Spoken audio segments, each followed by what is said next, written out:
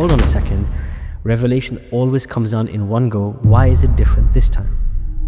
Aisha radiallahu anha, she says, the first thing that came down in the Qur'an were verses related to the Akhirah and related to Allah. And if the first verse of the Qur'an said, do not drink alcohol, everybody would have disobeyed it and drank because they weren't ready for it.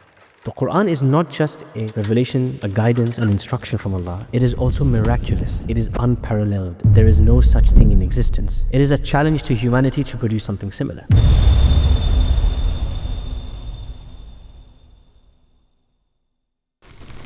The Qur'an could have come down in one go. It could have fallen out from the sky. All of the previous revelation before the Qur'an came down in one go, in one compiled version, whether it was oral, whether it was written, came down in one go to the relevant prophet, except the Qur'an. And this was actually a source of a big question when the Qur'an was first being revealed and the Prophet Muhammad was communicating and sharing it with those around him. Hold on a second. Revelation always comes down in one go. Why is it different this time? لولا نزل عليه القرآن جملة واحدة. They ask you, O Muhammad, why doesn't it come down in one go? And then Allah replies, كذلك لنثبت به فؤادك ورتلناه ترتيلا. Allah responds, I sent it down in pieces over a long period of time so that it can steady your heart, O Muhammad and all those who are listening to it and receiving it. It will steady your heart. وَرَتَّلْنَاهُ تَرْتِيلًا. And we have made it a beautiful recitation. In another part of the Qur'an, Allah explains why the Qur'an could have all come down in one go, but He reveals it in bits and pieces over 23 years. وقرآنا فرقناه لتقرأه على الناس على مكث ونزلناه تنزيلا. And this Qur'an, Allah says, فرقناه. I've split it into pieces. I've chopped it up for you. Why? So that you can digest it in portions. وَنَزَّلْنَاهُ تَنزِيلًا. Whenever Allah talks about the Qur'an being received or being sent down in chunks and pieces, He uses the word tanzil, nazzala yunazzilu. And when He refers to the Qur'an being sent down in one go, He calls it inzal, anzala yunzilu. Now, this begs another question. If revelation has always been something to come in one go, why is it that the Qur'an was any different? What was the purpose of that? And in this short episode, I'm going to share with you 3 reasons why the Qur'an was sent down in bits and pieces over the course of 23 years. Pause there for a second. I'm so sorry to interrupt this episode, but only 5% of people listening to this actually subscribe to this channel. So make sure you subscribe. Now you can continue. The first is that this is actually one of the miracles of the final revelation. The Qur'an is not just a revelation, a guidance, an instruction from Allah. It is also miraculous. It is unparalleled. There is no such thing in existence. It is a challenge to humanity to produce something similar. Now let me give you an analogy. I want you to imagine everything you've ever said in your life, in your living room, on WhatsApp, in your emails, somebody compiles all of this into a book. Is it going to be a book with a cohesive narrative, a very clear structure? Is it going to flow from piece to piece? No matter how you rearrange it, if I were to take everything you've ever said and put it in a book, it would look like a mess. There would be no way to make the whole thing sing together and flow together and be structured in one seamless way. It's not possible. But this is what happened with the Qur'an.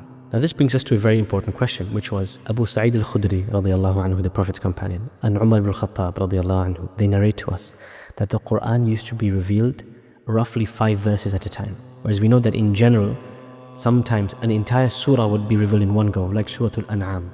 Entire surah came down in one go. Sometimes part of an ayah would be revealed, not an entire ayah. Sometimes a cluster of ayat. So what determined how much revelation came down and in what proportion? It was the situation at hand. So the first thing, if we step back and we look at how revelation came down to the Sahaba, revelation came down in a way. If I tell you there's 3 things we're going to cover about the way revelation came down. The first is that this is a miracle, because it's not possible for a human being for us to collect all of human speech, all of something you've said in your life, and for it to come together in one seamless, structured, flowing way. That's something only the Qur'an has been able to accomplish, because it is the word of Allah. The second thing is the development of the Prophet's companions and the first community. You see, the structure that you see the Qur'an today, from Fatiha, Baqarah, all the way to Nas, it's been structured in a way for it to be taught to the rest of humanity. It's been structured in a way to tell a story to people of faith and no faith, and to take them on a journey to return to Allah. But the order in which it was revealed to the Prophet Muhammad, starting with Iqra bismi rabbika alladhi khalaq, and the last ayah of the Qur'an, this order is very different. Why? Because every time the believers needed something, accordingly the Qur'an would come down with a solution for that. In the Meccan period, the first 13 years, the believers primarily needed foundations. They needed foundational beliefs. The world view needed to be shaped. And so that was the focus of Qur'an revealed in the Meccan period. Surah Al-An'am, Surah Al-Rahman, Surah Qaf, Surah Al-Mulk. This was worldview shaping, right? Challenging their beliefs, challenging their ideas, and giving them a correction in how they think about everything around them. When it came to the Medinan period, once the Muslims had a state and they had a government, then the rules came down in much more detail. The banning of alcohol, the prohibition of alcohol, the revelation of hijab and physical clothing, the detailed laws about food, about military expeditions, foreign relations, how to run a government. All of this came in detail in the Medinan period because it wasn't needed earlier on. And Allah subhanahu wa ta'ala shows us how to gradually develop people. Now this prophetic method, this divine method of over 23 years gradually sending down the Qur'an, the right amount at the right time in the right place for the right incidents. During the slander of Aisha, Surah An-Nur is revealed. And when the believers lose the Battle of Uhud, pieces of Ali Imran are revealed. It's always at the right time in the right place. In short, the Qur'an is like a prescription. You need pieces of it, parts of it, specific surahs in specific times in your life. And that's how the companions revealed, the Qur'an was revealed to them. It was a live commentary of their day-to-day life. It was relevant to the life that they lived. It challenged, it asked them questions, it forced them to act. It was direct, and it was shaping their day-to-day life in a gradual manner over time. So this is the second reason the Qur'an was revealed in a gradual way, because it was building a generation of people. The third reason, and I'll end here, is that the gradual revelation of the Qur'an, it shows us the wisdom of Allah subhanahu wa ta'ala, and it teaches us how Allah subhanahu wa ta'ala sent this Qur'an, this revelation, to build a civilization. And one of the beautiful things is that if you read the Qur'an from cover to cover today, you will not be able to tell that it's been patched together from hundreds of individual moments in which pieces were revealed. You will not be able to tell, because this was a masterful design of Allah. Allah has a wisdom in how He builds the civilization.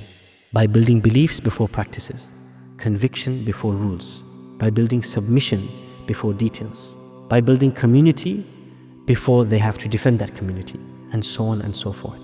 That same wisdom needs to be employed by teachers, by parents, in how we teach our children, in how we establish them first. In primary school, we're trying to give kids loads of rules, when the way Allah designed it. In the hadith of Aisha radiallahu anha, she says, أَوَّلُ مَا نَزَلَ, the first thing that came down in the Qur'an were verses related to the Akhirah and related to Allah. And if the first verse of the Qur'an said, do not drink alcohol, everybody would have disobeyed it and drank, because they weren't ready for it.